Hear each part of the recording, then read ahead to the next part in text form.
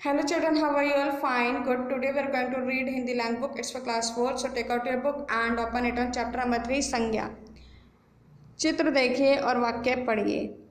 रवि और रानी अपने माता पिता के साथ दिल्ली घूमने गए। पहले वे मेट्रो में बैठकर कनॉट पैलेस घूमने गए।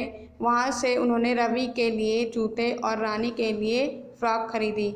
सबको बहुत भूख लगी थी तो दोनों बच्चों ने पिज़्ज़ा और उनके माता पिता ने डोसा खाया। वहाँ से फिर वे सब टैक्सी में बैठकर चिड़ियाघर गए। वहाँ उन्होंने जिराफ, हाथी, हिरण, सफ़ेद बाघ, मोर आदि देखे। वहाँ ऑस्ट्रेलिया से लाए गए कंगारू भी थे। बच्चे बहुत प्रसन्नता का अनुभव कर रहे थे। इन वाक्यों में रंगीन शब्द छपे शब्द नाम हैं। इन नामों को संज्ञा कहते हैं।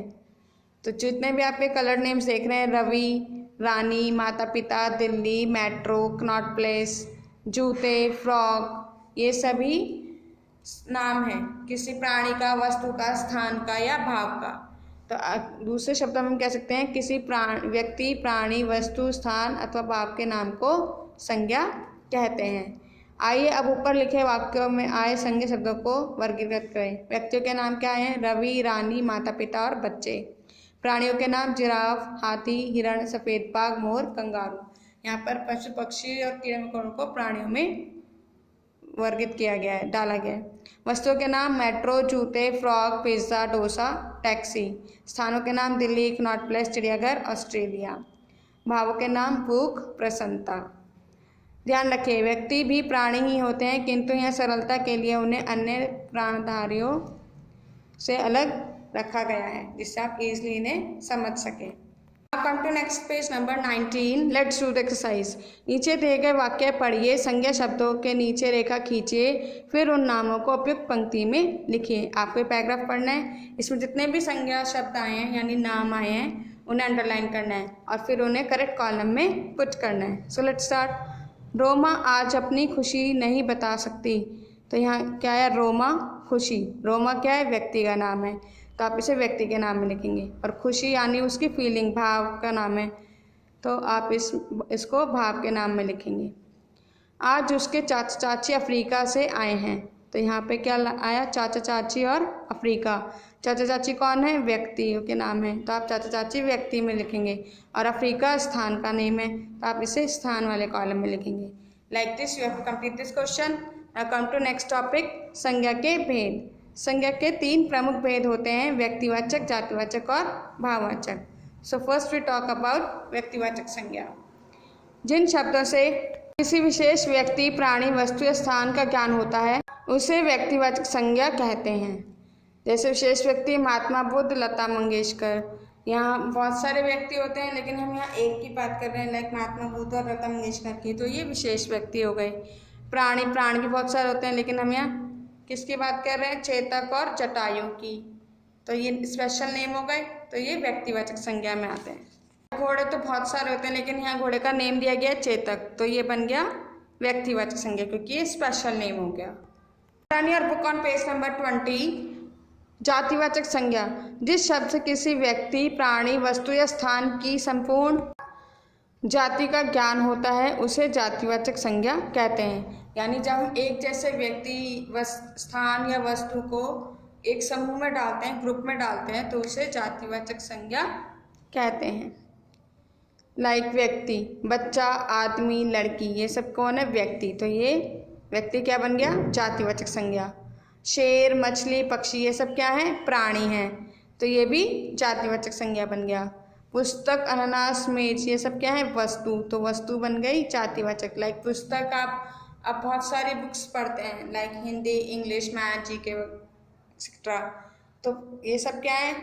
पुस्तक है, तो पुस्तक बन गया जातिवाचक संज्ञा। फल है, फल बहुत सारे होते हैं, अनानास, चीकू, केला, आम, अमरूद, तो ये सब क्या है? फल, तो फल शब्द बन गया जातिवाचक संज्ञा। ना भाववाचक संज्ञा। जिस शब्द से किसी गुण, भाव, स्वभाव या दशा का ज्ञान होता है उसे भाववाचक संज्ञा कहते हैं। जैसे मिठास, तो ये गुण दिखा रहा है। क्रोध, ये भाव दिखा रहा है। ईमानदारी, ये स्वभाव दिखा रहा है। बुढ़ापा, ये दशा दिखा रहा है। भाववाचक संज्ञाओं उन भावों के नाम होते हैं जिन्हें हम देख या छू नहीं सकते, केवल मन में अनुभव कर सकते हैं, यानी बस मन में फील कर सकते हैं। भाववाचक संज्ञाएं अन्य शब्दों के रूप परिवर्तन से बनती है, जैसे बच्चा से बचपन, सुंदर से सुंदरता, अच्छा से अच्छाई, खट्टा से खटास, उदास से उदासी, मोटा मोटापा, वीर वीरता, साहसी साहस, अपना अपनापन, थकना थकावट, बूढ़ा बुढ़ापा। तो ये सब भाववाचक संज्ञाएं कहलाती हैं। Come to next page number 21। Let's do the exercise. चित्र दिए गए संज्ञा शब्दों को उपयुक्त बॉक्स में लिखें। आपको यहाँ कुछ वर्ड्स दिए गए हैं और यहाँ कॉलम्स दिए गए हैं, व्यक्तिवाचक, जातिवाचक और भाववाचक संज्ञा। तो आपको करेक्ट वर्ड को करेक्ट कॉलम में पुट करना है। Let's see, cycle. अब साइकिल बहुत सारे नेम से आती है, तो ये क्या हो गया, जातिवाचक संज्ञा। सलमान खान, यहाँ एक ही व्यक्ति की बात हो रही है, तो ये व्यक्तिवाचक संज्ञा हो गया। ठगी मीन्स किसी को धोखा देना, चीटिंग करना, तो ये कैसा हो गया, फीलिंग, भाव आ गया, तो ये भाववाचक संज्ञा में आ गया। Like this you have to complete this question. Now come to next one. संज्ञा शब्द लिखिए जिनका उल्लेख पाठ में ना हुआ हो। 3 विशिष्ट व्यक्तियों के नाम जो आपने चैप्टर में ना पढ़े उनसे अलग आपको नेम्स लिखने हैं। 3 विशिष्ट स्थानों के नाम, यानी 3 स्पेशल प्लेसेस के नेम। 3 विशिष्ट वस्तुओं के नाम, स्पेशल थिंग्स के नेम लिखने हैं आपको। Now come to next one. कोष्टक में दिए गए शब्दों से भाववाचक संज्ञा शब्द बनाकर रिक्त स्थान भरिए। यहाँ आपको पैकेट में कुछ वर्ड्स दिए गए हैं पिंक कलर से, आपको इनका भाववाचक संज्ञा बनाकर लिखना है।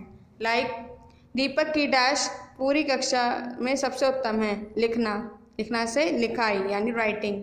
लोमड़ी और सारस की डैश अनूठी थी, मित्र मित्रता।